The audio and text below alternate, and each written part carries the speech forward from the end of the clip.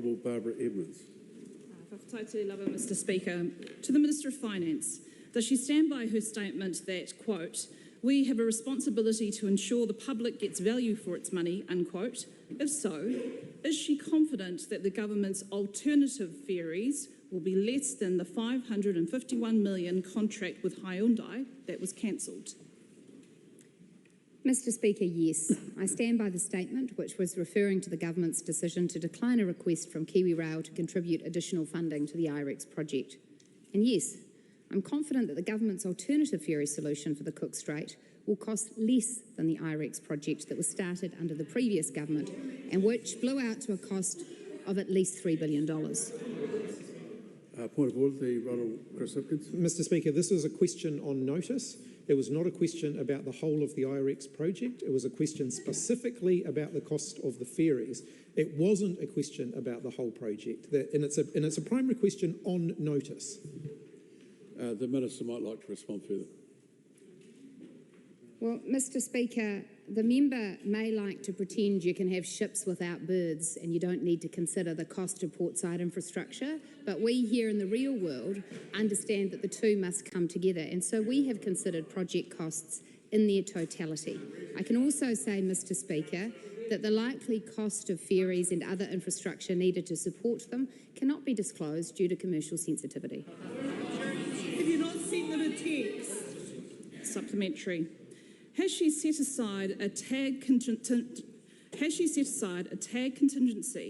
of $900 million for the procurement of 2 smaller non-rail enabled ferries?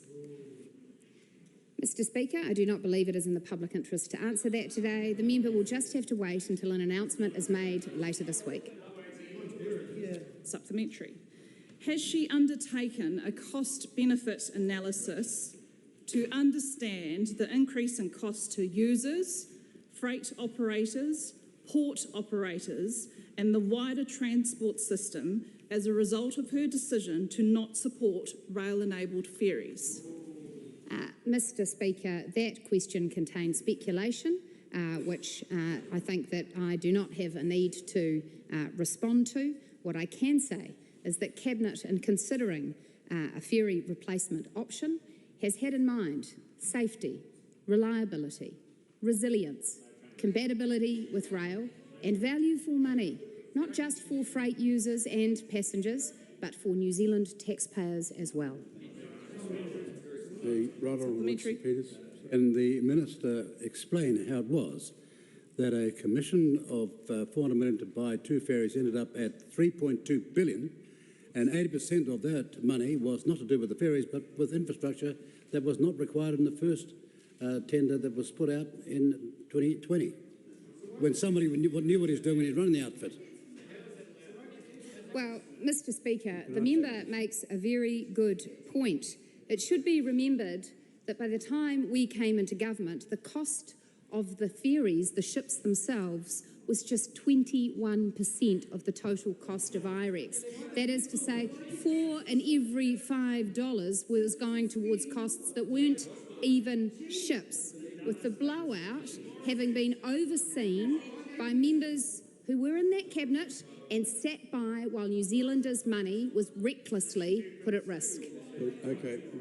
The Honourable David Samwell, can I just make the point that current ministers are not responsible for what happened or how it came about. They're responsible for the portfolio in its entirety over a duration. The Honourable David Seymour. Is it point of order? The Honourable Kerry McAnulty. With respect, sir, coming to that conclusion, why did you not stop the Minister from answering? Surely you didn't wait to the end to make your mind up on that matter. Well, speaking to the point of order. Your ruling is correct with one exception. If the Minister's trying to wrestle to explain how the costs got out of hand, then that deals with the previous Minister, then this is the entitlement of the House to hear the facts. Not just one side of the story, but the full story. This started off at $400 million for 2 ferries. It'll do, oh no, it goes to 3.2, and it won't do because we can't afford that sort of rubbish. That's the point I was about to make to the Honourable Kerry McAnulty, that the question started by asking for confirmation of a figure. The question then, I must confess, did slide into an area that it perhaps shouldn't have, but I think that was an oversight on my part, but I don't think it rules out entirely the question that was asked, which was what was the start price? The Honourable David Seymour. Thank you, Mr. Speaker.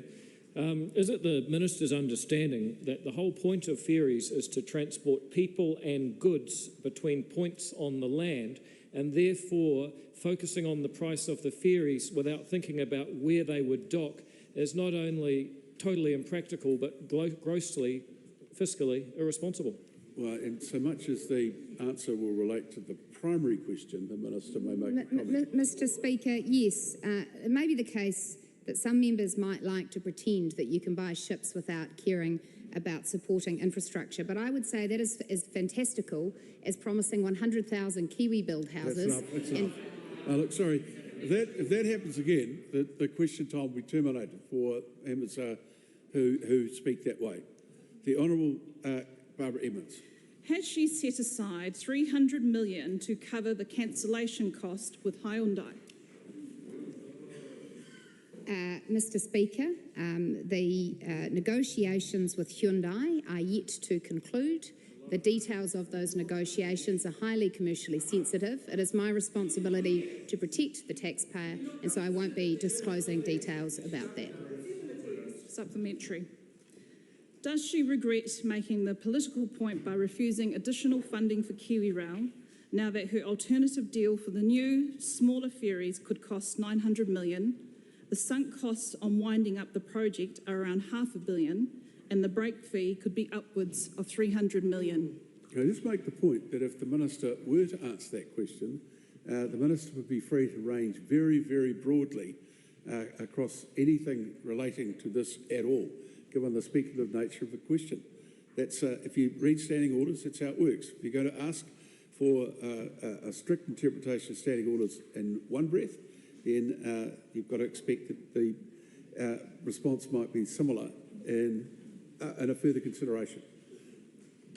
Mr. Speaker, I regret and will always remember an incoming government being faced with a situation where they were set a deadline of a matter of weeks to determine whether we would shovel more cash into a failing project that had had multiple cost blowouts, that had gone completely off the rails, and that the last government had not acted on. For an incoming government to be faced with such a situation is regrettable, and I do hope that ministers... I'm not just, you can finish your answer, but we're not putting up with that constant barrage from this side of the House and some sort of endorsement coming from the back of the House that's unnecessary.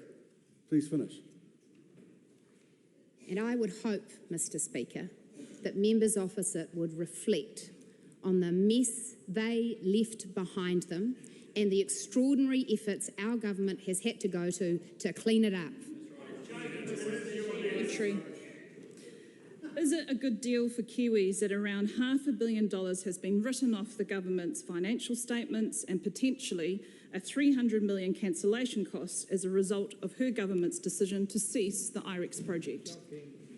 Mr. Speaker, as I have said, it would not have been a good deal for New Zealanders to have shovelled more cash at a failing project which had blown out to more than $3 billion in cost, and I would say was destined to blow out even further, where there were still questions about whether the ships could pass through the Tory Channel, where there were still questions about whether birds would be delivered on time. Mr. Speaker, it was a failed project, and the member's defence of it tells me that she does not take value for taxpayers' money seriously.